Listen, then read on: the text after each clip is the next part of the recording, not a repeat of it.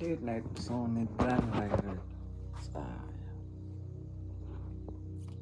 बिहानको 4 बजिसक्यो त्यही पनि निद्रा छोडेर निद्रै लागेन। निद्रा के हो यार, निद्रै नलाग्ने चाहिँ बिहानको ठ्याक्कै 4 बजेर 17 मिनट भइसक्यो। त्यही नै मलाई 1% निद्रा लाग्यो।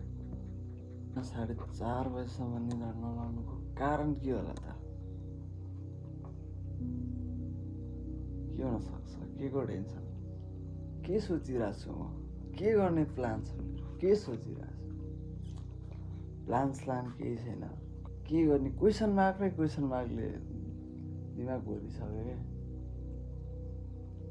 लाइफमा यति धेरै क्वेसन मार्क छ कि सोच्दा रात पुरै कटेर नि बिहान सुरु भइसक्यो, तर निद्रा लागेन। अझै मेरो क्वेसन मार्क सकेको छैन।